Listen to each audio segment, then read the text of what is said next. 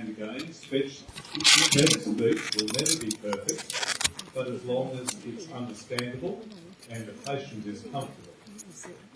And then, of course, we need people to be happy with their aesthetics. So the tip here is really that the outcome is the sum of many components. So when we look at measuring outcomes, that becomes a little more difficult.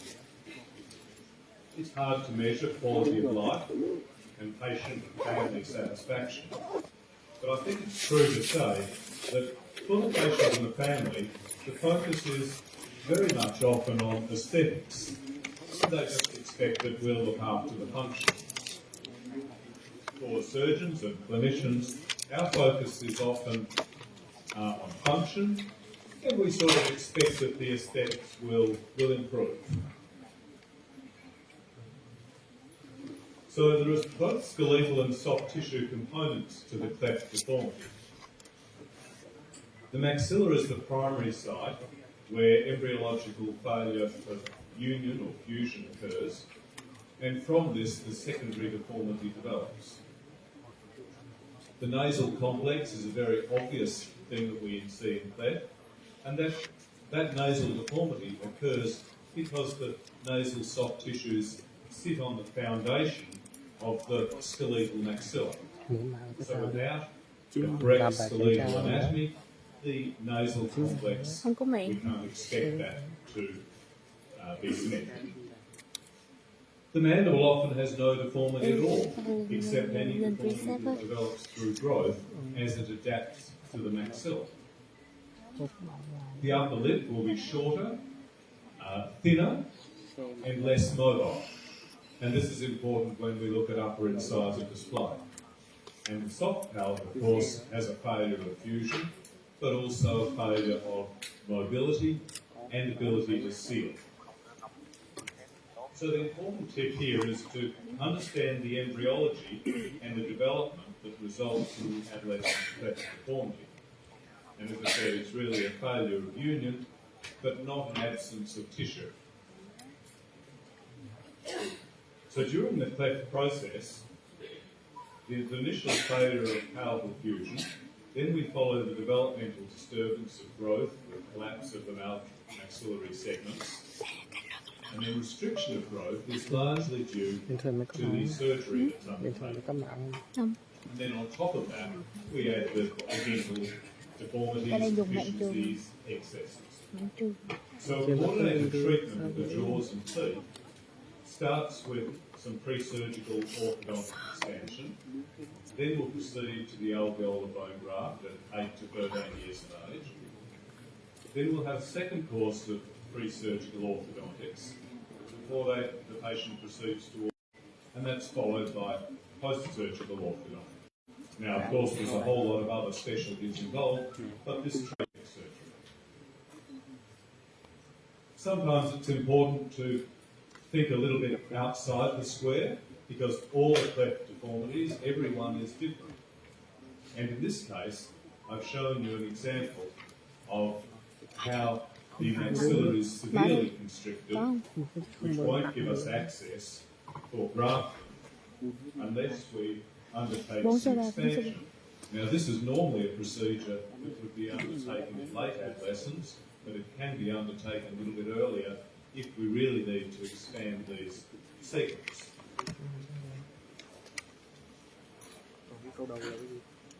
So the steps in cleft orthodontic surgery really commence right from the outset, and we have to think about the timing, the assessment, the planning, the surgery, post-operative management, and then critically the long-term outcome assessment. So as I said, every cleft is different, and so the preparation before surgery is critical. Now, this patient has kindly allowed me to share his photographs, but of course he did intend for them to be shared in a professional setting, and it would be a betrayal of that trust if any of these ended up shared on the internet or social media. So please respect his offer to share with us today. So the first assessment before orthognathic surgery is, are the alveolar graft sites complete?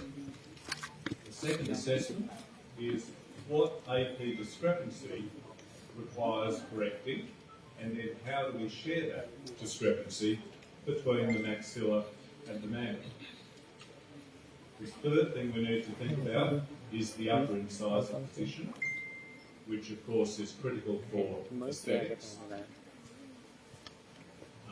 And then we need to think about the alar base and the septal asymmetry.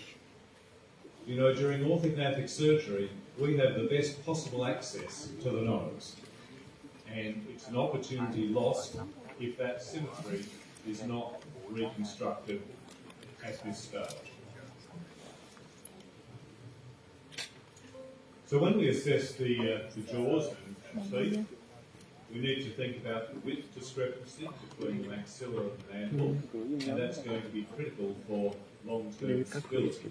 The risk is that the lateral segments can gain collapse in the long term. We need to think about a plan, and we should have actually thought about a plan long ago for the space closure or prosthetic replacement of the teeth. And that's something that really needs to be decided well before the commencement of any orthodontic treatment, and our orthodontic colleagues are acutely aware of that.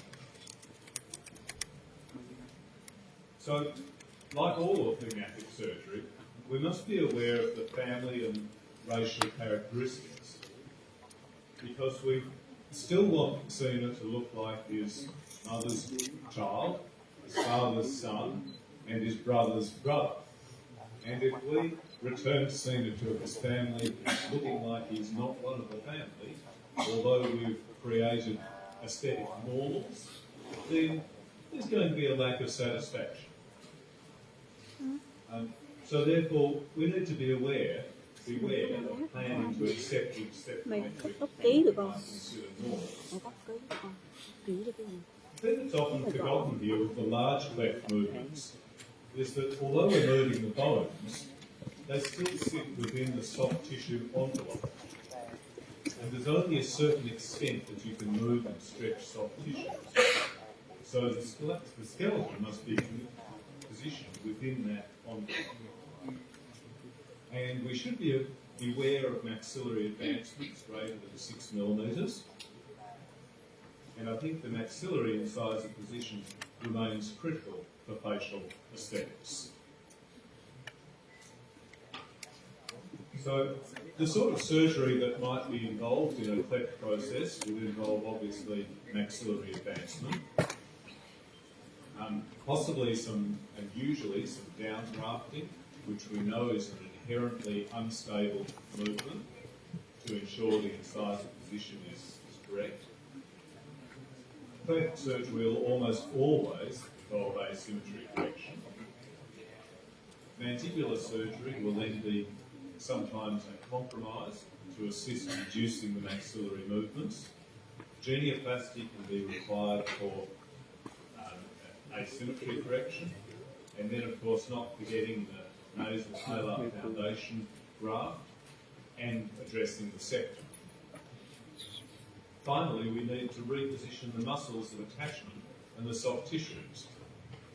And sometimes that very important bit of the operation is left out, because we're all happy when the bones are all fixed in place and we leave it to someone else to suture up.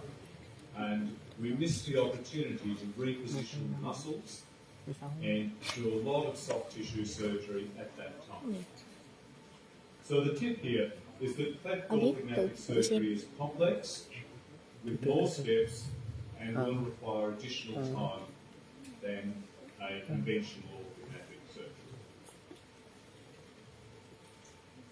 So when we look at maxillary advancements, there's a number of considerations. Firstly, how much?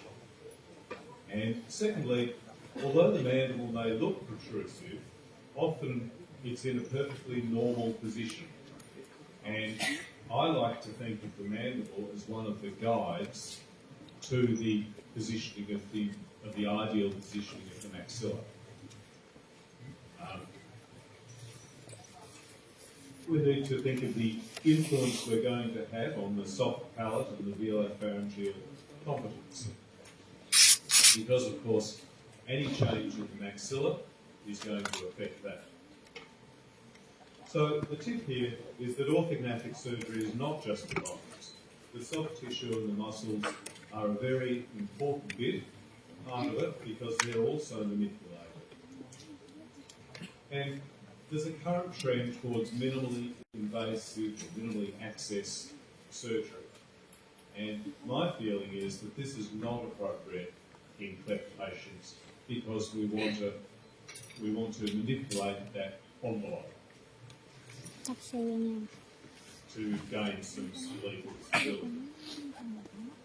So, with speech, I'm now going to talk a bit outside my field of expertise, but again, it's important that surgeons recognise what the other specialties do, and we need to be very careful of speech and velopharyngeal competence when we plan the surgical movements. So, a common thing that we might ask a patient in Australia to say is, I saw Sam sitting on a big blue bus. So the S sounds and the B sounds are produced they require lip competence and the tongue to be able to touch the front teeth. And so all that we would quite reasonably expect to improve when we change a large class 3 to a more appropriate class 1 in size of relationship. There is an involvement of some of the plosives and velopharyngeal competence in that, but that first part we would expect to improve like any orthognathic surgery with appropriate positioning of the lips. The second important part is the big blue bus, and that's really a demonstration of velopharyngeal closure and competence.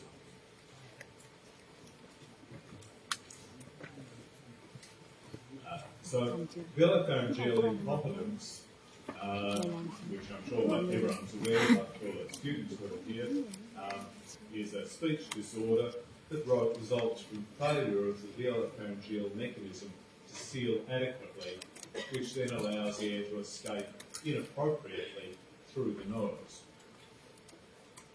And figures are difficult to obtain, but somewhere between 11 to 24% of cleft patients will experience a decline in their velopharyngeal function following orthognathic surgery. If you look carefully and listen carefully, I think it's probably more than that. But the muscles will adapt, and with learning new speech patterns, these patients can often have improved speech because they gain better intelligibility with their fricatives, their S's and B's.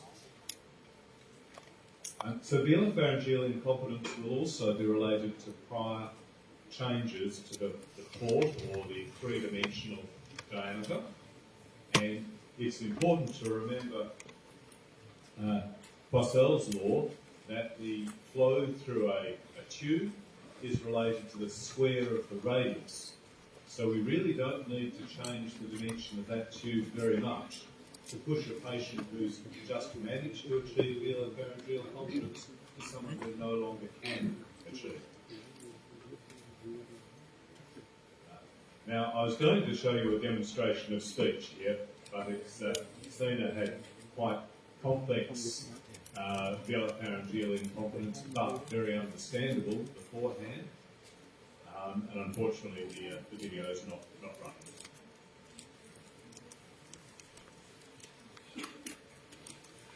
So if we just look purely at the posterior maxillary advancement, we can see that the posterior maxilla in a horizontal dimension is moving between 5 to 9 millimetres. Now, you might be expecting that would translate to the soft palate coming forward 5 to 9 millimetres, but it doesn't.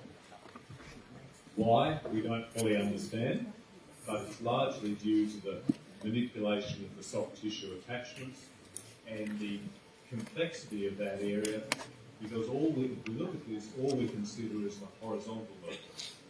There will also be a vertical movement if we use maxillary rotation, which can aid in that closure of the velopharyngeal complex.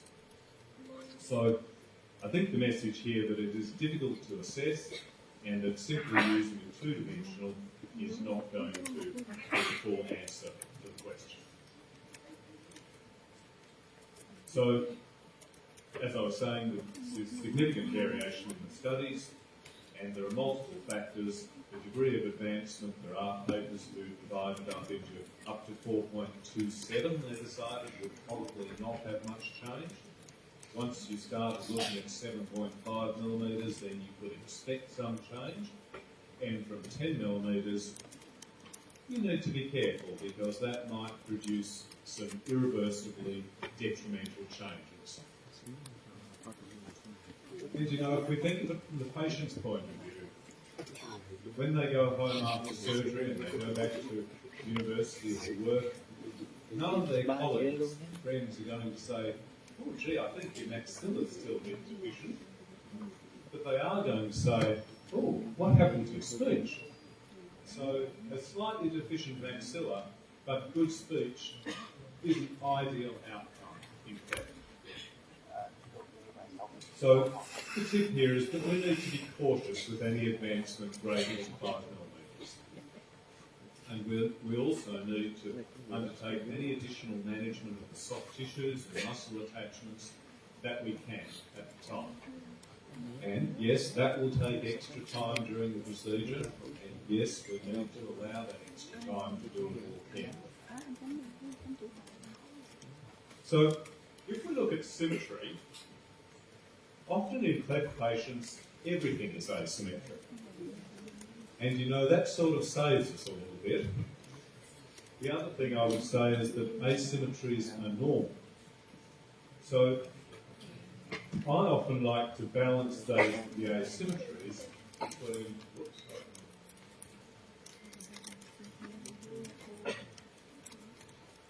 I often like to look at the forehead and the neck and the chin, rather than concentrating on the teeth and the lips.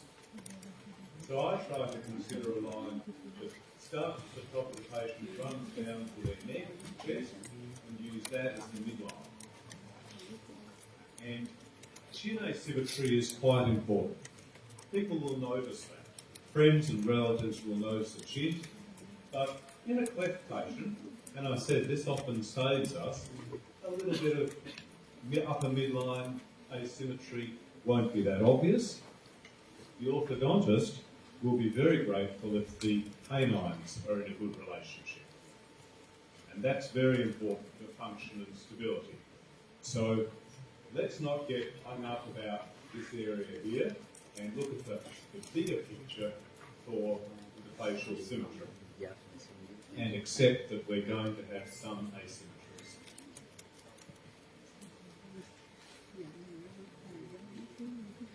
So once we get to surgical planning for asymmetry correction, we need to think about the planes and the lines that we can see clinically.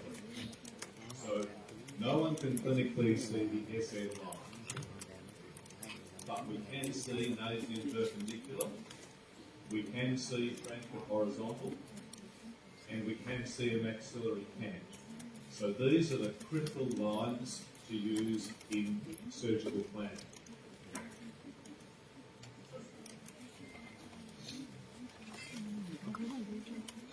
Then once we start to look at the mandible and the genioplasty, here's where a little bit of creativity can help and three-dimensional thinking. So often the asymmetry will be reflected in the chin, and we can devise an asymmetric genioplasty that might be short on the left and long on the right, and this can give us a little bit more body prominence, as well as just thinking about the chin.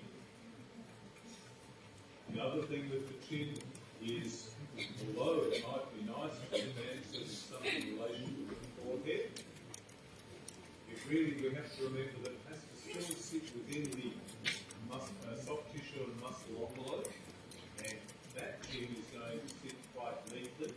But if we get a big advancement here, we risk getting some lip incompetence. So again, compromises.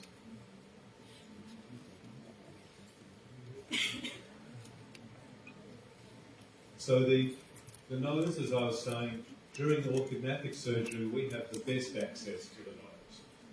And this is a good example of how the nose sits on the skeleton. If you get depression here, of course this is going to be depressed. And this is not going to be fixed by a rhinoplasty. It's going to be largely, the start of the fixing of this is going to come from the bone graft down here. Look at this septum. We've made that dramatically worse by correcting the hand. So, as I keep saying, surgery to reposition the muscle attachments and soft tissue is important. And the periosteum is important in all the surgical specialties.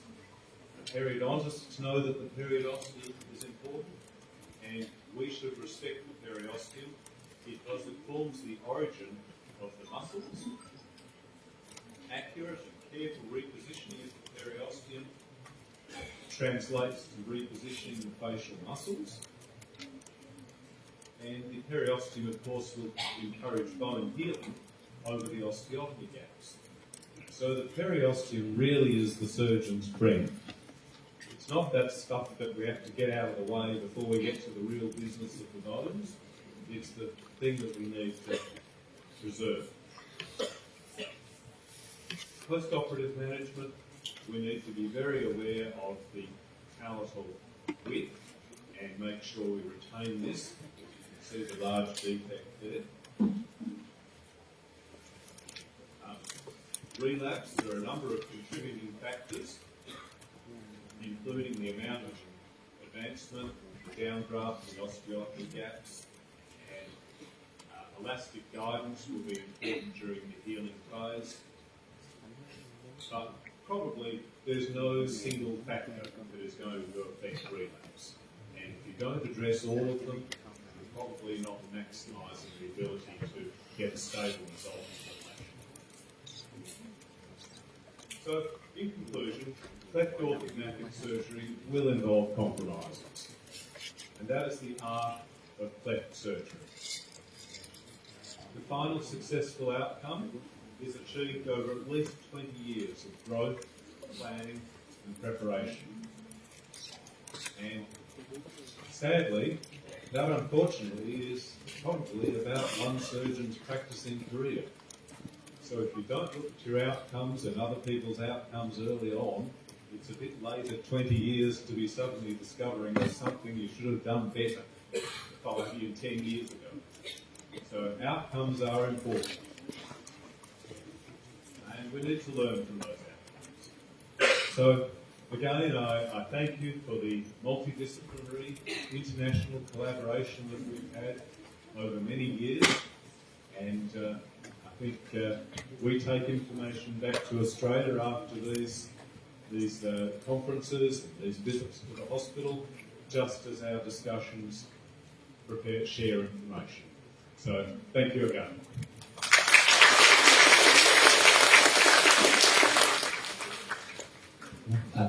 Thank you, Dr. William Besley, for your very interesting and challenging presentations. And so now we would like to invite Chairman go to the stage for giving, for present the gift and certificate for the speaker.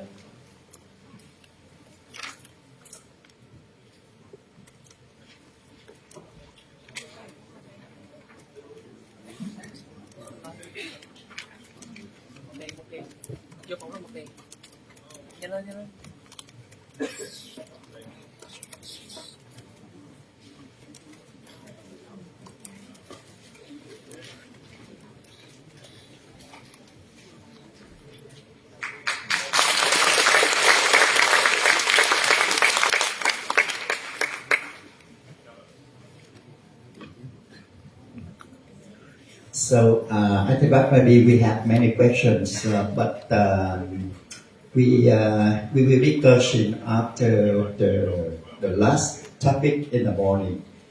The next topic is the tip for successful outcome in facial trauma surgery. This will be presented by Dr. Royan and Dr. London. Dr. Royan is our maxillofacial surgery surgeon.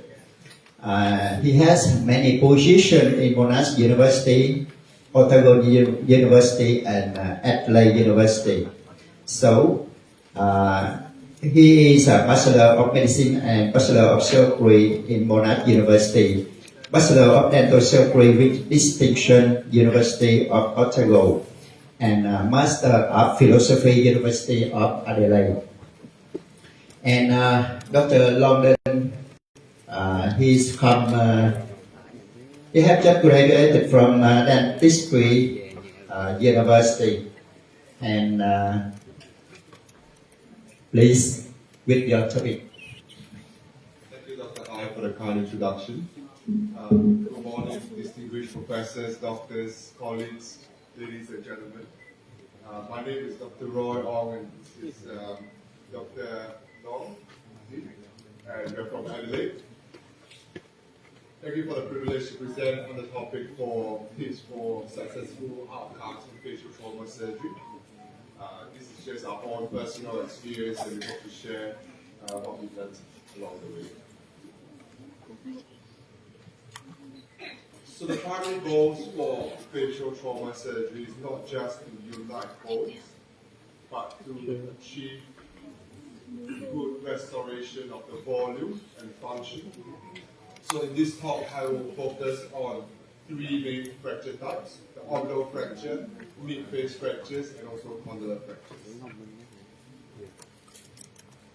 Starting with orbital fractures, the way I think about it is three main approaches. What are the indications for immediate intervention to protect vision and other functions? What are the functional indications, and what are the aesthetic indications as well?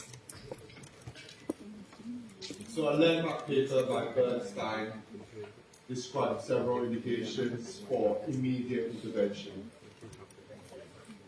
So the first one is an entrapped muscle, or what we call a white-eye blow-up fracture, where the rectus muscles is trapped, and without immediate intervention, the rectus muscles can be necrosed and the patient can get permanent double vision. So it's important for us to intervene soon. The other indication is a non-resolving oculocardiac reflex. What happens is patients can get bradycardic, heart rate goes down, you have nausea and vomiting, and in severe cases, you can lose consciousness. You can have syncope, and even more severe cases, they can go into cardiac arrest. So in these cases, it's important to relieve the pressure from the orbit.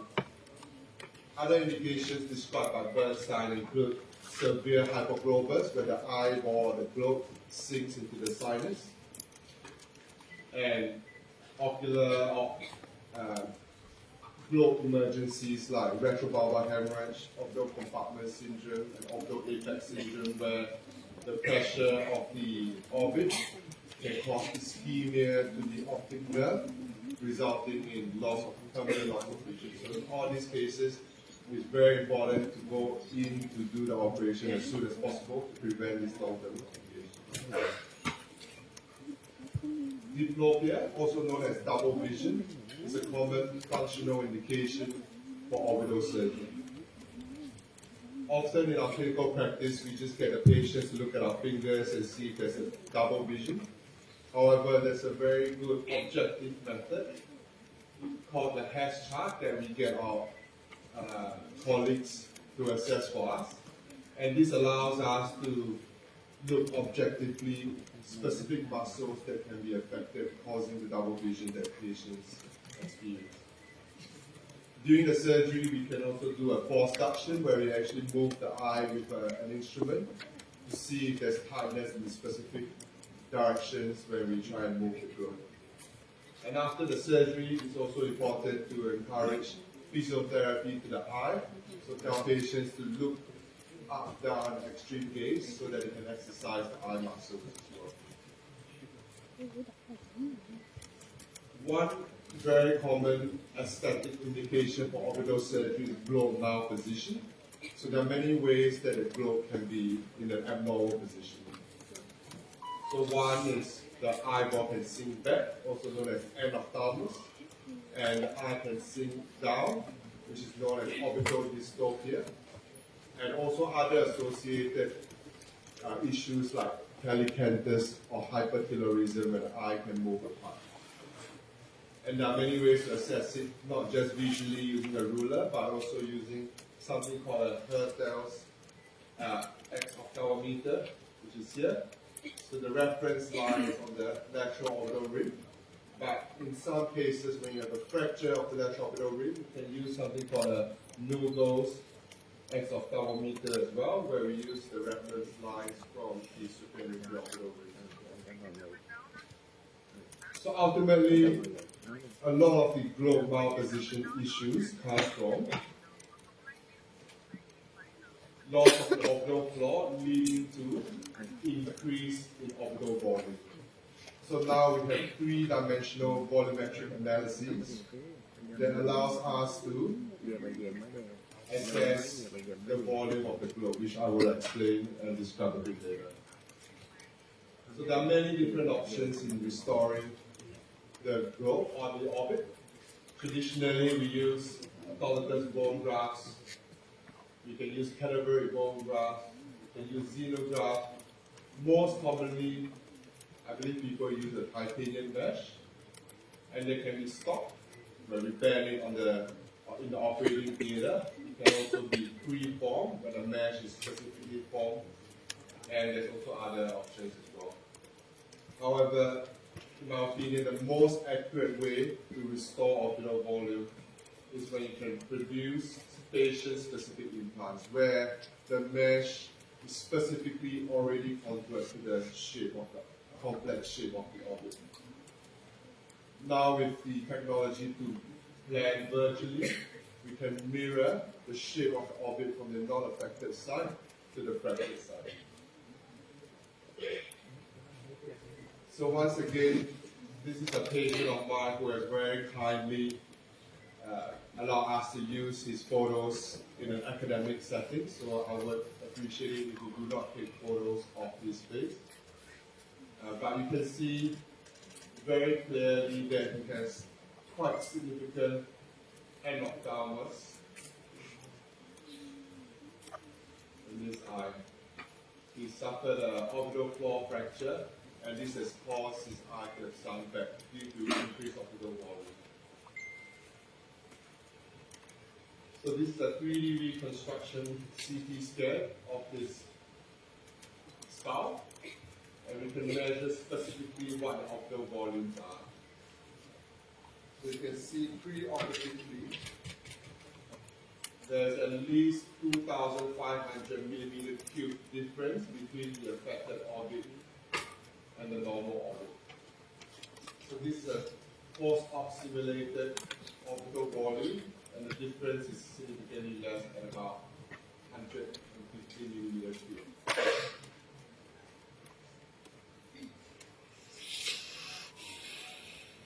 You can see in this CT scan, this is where his orbital floor, the fractured orbital floor is, and this is where we plan to put the pre-formed titanium plate.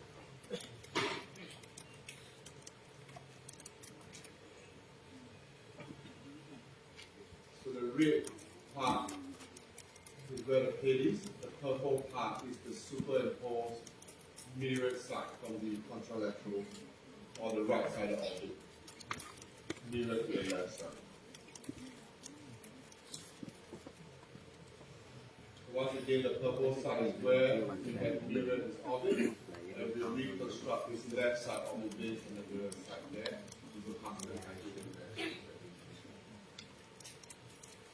So the next part of my presentations will be with regards to mid face and condylar fractures. I'll pass it on to Dr. Long.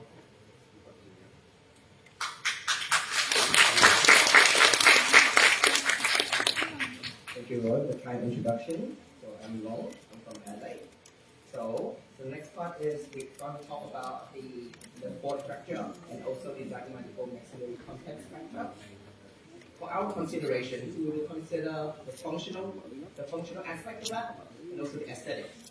For functional, we will talk about trismus, which is limited mouth opening, occlusion, which is how the teeth come together, and orbit of vision, which was discussed by Dr. Roy in previous slides. For aesthetic aspect, we will talk about facial width, which is the horizontal dimension. We talk about the height, which is the vertical dimension, and also projection, which is the width, which is the depth of how the face forms. Okay? Functional consideration for trismus. We have trismus here. The zygomatic arch fracture can actually impinges on the temporalis nostril attachment, which causes it to be unable to function properly, which causes limited mouth opening. Malocclusion will happen in the left forearm fracture. So intraoperatively, so we would focus on intermaxillary fixation to restore the occlusion before we actually fixate the fracture fragment. So why it's only for the left forearm fracture is because in the fourth fracture, the maxilla is actually completely separated from the skull base. Okay. For orbit, we already discussed that in the previous slide. Aesthetics consideration. So our focus is to reduce or hide the scar or the incision. So these are the list of the incisions that are commonly used in the literature. And also to restore the width, the height, and the projection, we need to look into the vector or the force of reduction of the fragment. And also, if we need to plan for restoring the fracture fragment or plating, we will need to use the vertical and horizontal matrices of the facial skeleton. So intraoperatively or post-operatively CT scan will be useful in this case. So these diagrams show the common periorbital incision used in zygomatic maxillary complex fracture. So we have here, which is the lateral brow approach, which you have an incision around this area of the eyebrow. These are the periorbital incision, and then this is the lateral upper custy approach. So basically the upper eyelid.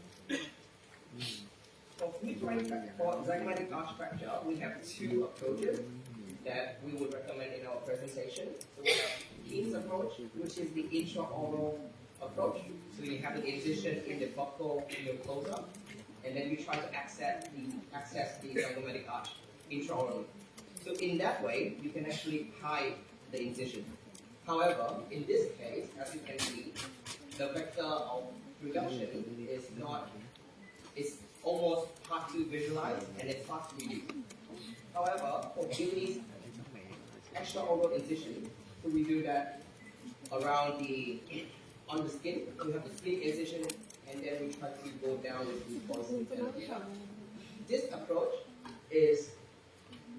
has better vector of reduction. However, you actually has a skin incision on the patient forehead.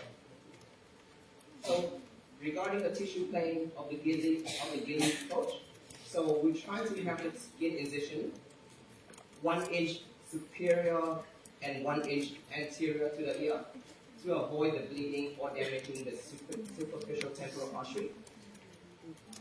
For tissue plane, we want to say, so our aim here is to go to the medial surface of the zygomatic arch. So when we actually make the incision, we want to stay above the temporalis, the temporal fascia, and then we try to go, we try to stay deep to the deep temporal fascia and superficial to the temporalis muscle. So we try to stay on top of the muscle instead of going through it. And also, in this diagram here, you can see the frontal branch of the facial nerve. So in this approach, we will try to avoid damaging the facial nerve. Okay. So in this CT scan, so we have so these are the pre-operative CT scans. So in order to restore aesthetics, we need to assess the patient, like how the patient comes in. So we actually have the axial view to show the width discrepancy between the two. So you can also see the natural curvature of the right hand side, and there's a steps over here. Also, we need to find out about the projection, which is the depth. So we actually have the zygomatic arch here is actually dropped down. We can actually have a look at the sinus lining, which is disrupted. Moving on to coronal view, which is we're going to assess the height of the orbital floor, and also we can also see the width as well. Okay.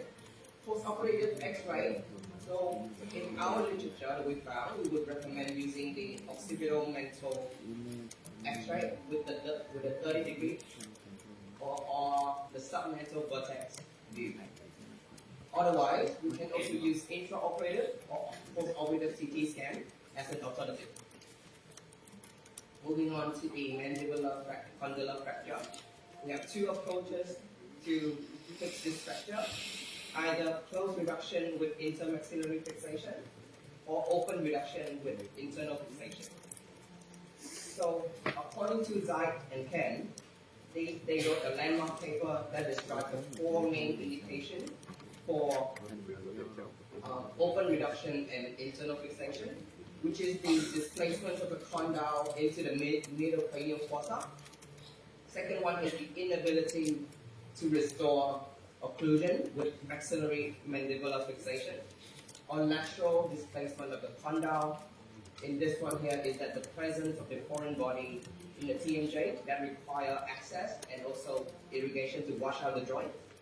Other indications include the displacement, the deviation of the condyle or the condylar head medially due to the action of the lateral pterygoid muscle, the shortening of the ascending ramus. So these ones actually reduce the amount of bone that you have for fixation. Okay, so this paper here show us the advantages and disadvantages of the open versus closed approach.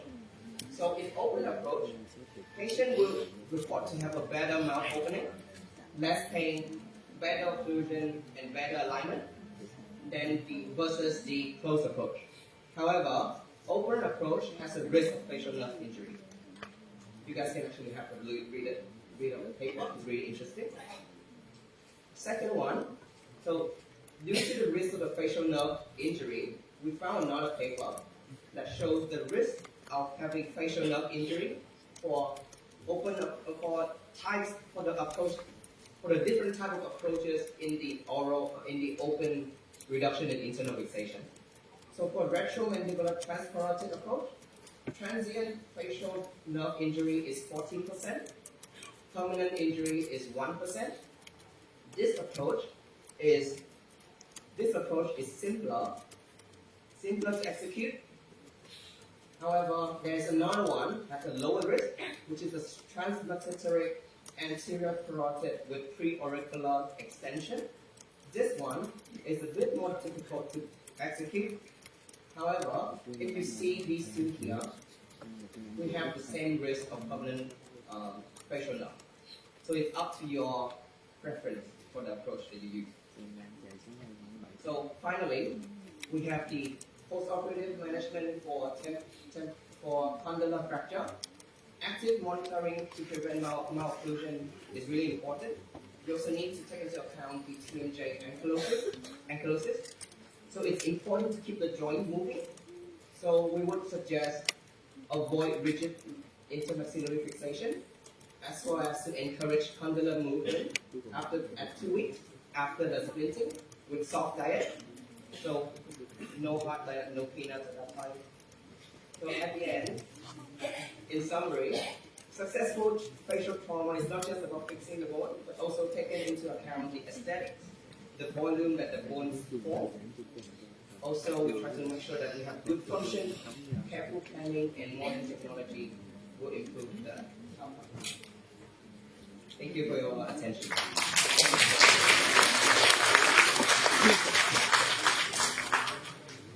Thank you, Dr. Royan and Dr. Long, with your interesting presentation. So I think that maybe we have many questions at the end. please, Dr. Chấn will have certificate for you.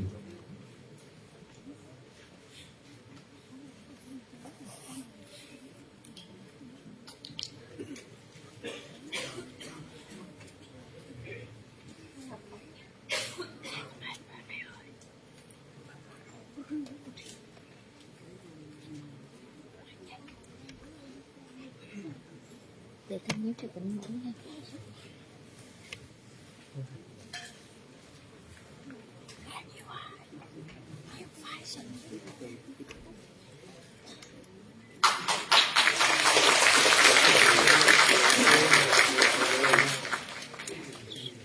Thank you, Dr. Chấn, Dr. Royan, and Dr. Lam.